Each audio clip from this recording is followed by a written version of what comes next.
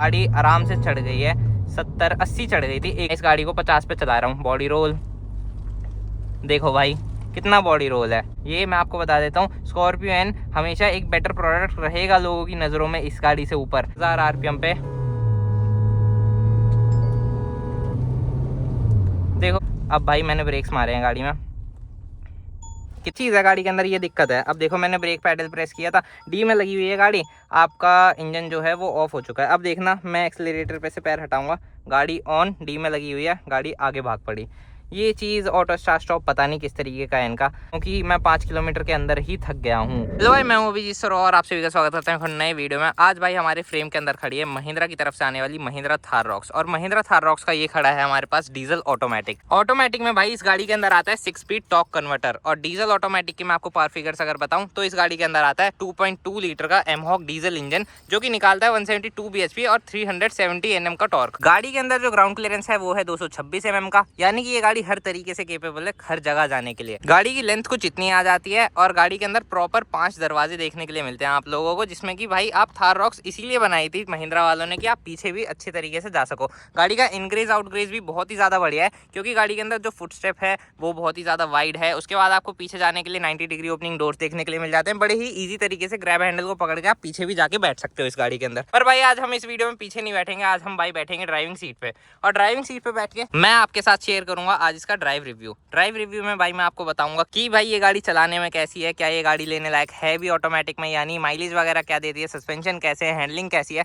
हर चीज़ को टेस्ट करेंगे। लेकिन उससे पहले मैं आपको बता दूं, अगर आप ऑटोमेटिक में इस गाड़ी को लेने का सोच रहे हो तो भाई ये गाड़ी आपको ज़्यादा से ज़्यादा, मतलब अगर आपका पंजा बहुत ही ज़्यादा टाइट है ना, पूरा रगड़ के ही चलते हो गाड़ी को, तो ये गाड़ी आपको 12 का माइलेज निकाल के देगी। लेकिन अगर आप सोच रहे हो कि चलो भाई एवरेज के लिए हम मैनुअल में ले लेते हैं, मैनुअल में ज़्यादा एवरेज देखने के लिए मिल जाता है, तो भाई आप मतलब वहाँ भी निराश ही होगे। 12.5 का माइलेज आपको वहाँ पे देखने के लिए मिल जाएगा। 57 लीटर्स का फ्यूल टैंक आ जाता है गाड़ी के अंदर। अभी कुछ इस तरीके की है भाई, आपको पुश स्टार्ट स्टॉप बटन देखने के लिए मिल जाता है, तो चाबी की आपको जरूरत ही नहीं पड़ती, चाबी आप अपनी जेब में रख सकते हो।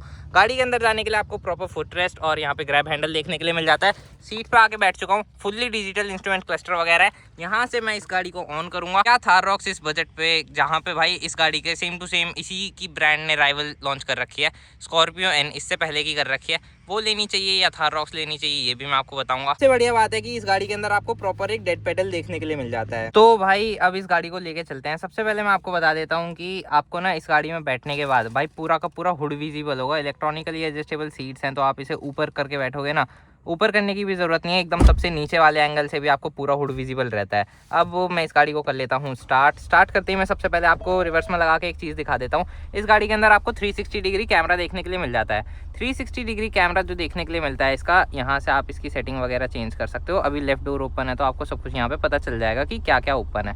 हर तरीके से हर एंगल से आप इस गाड़ी को देख सकते हो। ORVM पे जो आपके कैमरा वगैरह लगे हुए हैं, ये आपका पीछे का कैमरा हो गया, ऊपर से दिख जाएगा। 3D कर दोगे तो भाई आपको इस तरीके से दिख जाएगा। इस साइड का डोर ओपन है तो इसलिए अभी ये दिखा रही है कि भैया आपका ये वाला डोर ओपन है, पहले आप इसे ऑफ कर लो। अगर मैं क्लियर बात बताऊं कि आपको इसका रिवर्स कैमरा कैसा देखने के लिए मिलता है, भाई एवरेज है। पहले तो कुछ भी नहीं देखने के लिए मिलता था। डायरेक्ट गाड़ी को लगाते हैं डी पे और पार्किंग ब्रेक को करते हैं नीचे। यहाँ पे आप देख सकते हो अभी जिप मोड पे लगी हुई है। गाड़ी के अंदर ड्राइव मोड्स वगैरह भी देखने के लिए मिलते हैं। अभी मैं जिप पे चला रहा हूँ इस गाड़ी को और जिप पे आपको ऐसा कुछ इंटरफेस देखने के लिए मिलता है। इंटरफेस भी पूरा तरीके से चेंज हो जाता है। इस गाड़ी के अंदर बहुत सारा टेक है, जैसे कि आपको डिजिटल इंस्ट्रूमेंट क्लस्टर देखने के लिए मिलता है, ये भी डिजिटल देखने के लिए मिलता है। अब भाई सीट बेल्ट लगानी रह गई थी, सीट बेल्ट भी लगा लेते हैं इसी के साथ। गाड़ी के अंदर आपको एडास वगैरह भी देखने के लिए मिल जाता है। ये सबसे पहली बात, मैं यहाँ पे गाड़ी चलाते ही एक चीज़ बता देता हूँ आप लोगों को, पहले रोक लेता हूँ गाड़ी को। यहाँ पे आप देखो इलेक्ट्रॉनिक स्टीयरिंग व्हील है, जो कि नॉर्मल वाली थार के अंदर नहीं होता है। यहाँ पे आप देख सकते हो इस तरीके से, इस उंगली से, इससे भी कर सकता हूँ मैं इसे इस तरीके से। जिस टाइप की, जिस प्लेटफॉर्म की ये गाड़ी है, जो वेट वगैरह है इस गाड़ी के अंदर, उस हिसाब से भाई मुझे इसका स्टीयरिंग बहुत ही ज़्यादा पसंद आया। बहुत ईजी टू ड्राइव हो जाती है इस चीज़ से। दूसरी चीज़ है भाई हुड पूरा विजिबल है। अब गाड़ी को रोड पे लेके आ चुका हूँ। अभी देखो जैसे डी पे लगी हुई है, मुझे यहाँ पे कोई इंडिकेशन नहीं है कि आप कौन से गियर में चल रहे हो। 2000 आरपीएम पे गई, टॉर्क कन्वर्टर है भाई, बहुत ज़्यादा स्मूथ, बहुत ज़्यादा स्मूथ।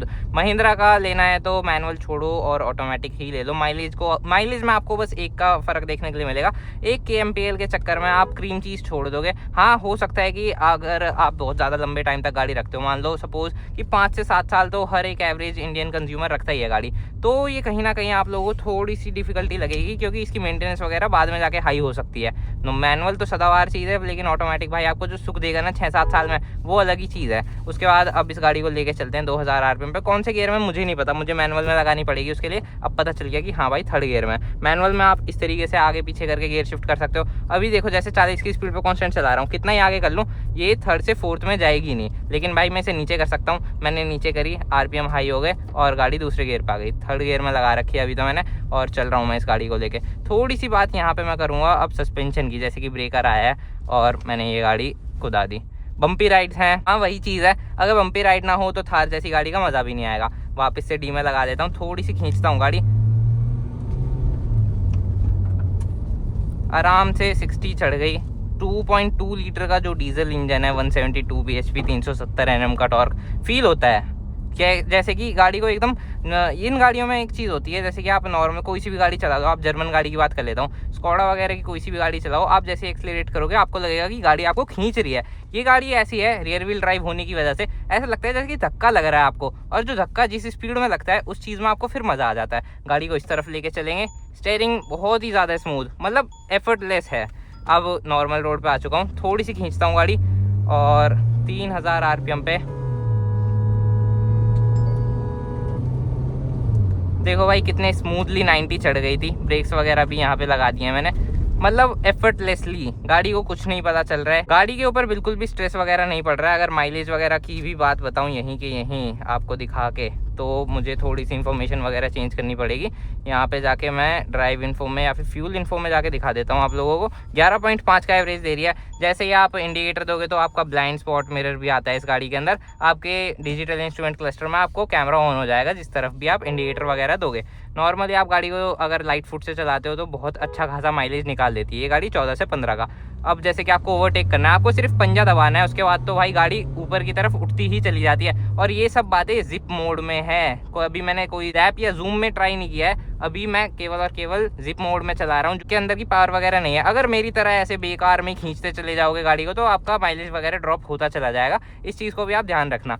थोड़ी सी बात हैंडलिंग की कर लेते हैं। अब जैसे कि मान लो मैं इस गाड़ी को 50 पे चला रहा हूँ, बॉडी रोल देखो भाई कितना बॉडी रोल है, कितना भी नहीं है। नॉर्मल थार इतने में कंट्रोल नहीं होती है। मेरे पास नॉर्मल थार है 4x2 2 डोर वाली, वो कंट्रोल नहीं हो पाती है क्योंकि उसके अंदर हाइड्रोलिक स्टीयरिंग व्हील है। आप बस उसे एक बार ऐसे कट मारो, दूसरी बार वो आपको कट मार के दिखाएगी, मतलब आप फिर कितना ही हाथ अपना कंट्रोल करते रहना, वो अपने आप हिलती रहेगी। लेकिन इसके अंदर मुझे बॉडी रोल नहीं हो रहा है बिल्कुल भी फील। हाँ है, मिनिमलिस्टिक है, जितना होना चाहिए उतना है। अगर इतना भी ना हो तो फिर इसे चला लो या सेडान को चला लो, फील खत्म हो जाता है उस चीज़ का भी। यहाँ पे हम इस तरीके से कर रहे हैं, ईजी टू ड्राइव है गाड़ी। थोड़ा सा सस्पेंशन अगर आपको दिखाऊं, देखो गड्ढे में अभी मैं लेके गया हूँ इस गाड़ी को, और गड्ढे में से अभी मैंने निकाली है गाड़ी। मुझे पता भी नहीं चला। थार में बैठ के भी अगर गड्ढों का पता चल जाएगा तो भाई फिर वो थार किसी काम की नहीं है। आप देख सकते हो हुड व्यू पूरा, मतलब मज़ा आ रहा है गाड़ी चलाने में, पूरा एंजॉय है। सॉफ्ट टच आपको हर जगह देखने के लिए मिल रहा है। मेन चीज़ करते हैं अब, इस गाड़ी को चेंज करते हैं इसका ड्राइव मोड। यहाँ पे आप जैसे इस बटन को दबाओगे, यहाँ पे अब इसका मैं लगा देता हूँ जूम मोड। जूम मोड में लगाते ही गाड़ी का सब कुछ इंटरफेस वगैरह चेंज हो गया है। यहाँ पे मिनिमलिस्टिक वाली क्लस्टर की थीम ऑन हो चुकी है। अभी देखो मैं कुछ भी एक्सीलरेट वगैरह नहीं कर रहा हूँ, गाड़ी अपने सफिशिएंट टॉर्क से 16 की स्पीड पे चल रही है।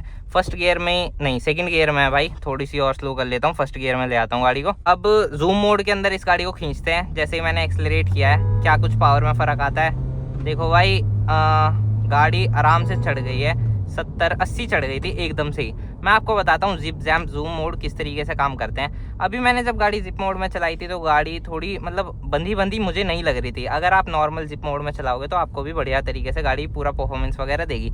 ये जो जिप जैप जूम मोड होते हैं, मेरे हिसाब से एक गिमिक होता है कि आप लोग जूम मोड में लगाओगे फुल पोटेंशियल मिलेगा गाड़ी का। गाड़ी अपने आप गियर चेंज नहीं कर रही थी जूम मोड के अंदर। मैनुअल के अंदर भले ही ये सब चीज़ें यूज़फुल हो, लेकिन आप ऑटोमेटिक ले रहे हो तो आपको सिर्फ आपके गियर बॉक्स पे और आपके इंजन पे जोर पड़ता हुआ दिखेगा। क्योंकि देखो ना, मैं फिर से करता हूँ, गाड़ी मैंने पूरी खींच दिया है, पूरी खींच रखी है, पूरा पंजा दबा रखा है। अब गाड़ी को इस तरफ लेके चलते हैं और गाड़ी का स्टीयरिंग रोटेशन चेक करना आप लोग। मैंने इस तरफ गाड़ी मोड़ दी है और अब देखना भाई स्टीयरिंग कितने मस्त तरीके से दोबारा उसी तरफ आ गया है, एकदम बीचों बीच गाड़ी को लेके आया है रोड के, और बहुत ही तगड़े तरीके से रोटेशन बांध के आया था। ऐसी कोई चीज़ नहीं है कि मुझे महिंद्रा वालों ने पैसे दिए हैं अगर मैं इसकी तारीफ़ कर रहा हूँ। भाई प्रोडक्ट अच्छा बना रखा है, पैसे दे के ही लाए हैं हम लोग भी, फ्री में तो देखो हम भी नहीं लाए इसे। लेकिन मुझे अब तक ये गाड़ी बढ़िया फ़ील हो रही है। कुछ चीज़ें हैं जिनमें कमियाँ भी है, लेकिन कमियाँ बताने से पहले इसके ब्रेक टेस्ट कर लेता हूँ ऑन द स्पीड ऑफ 70।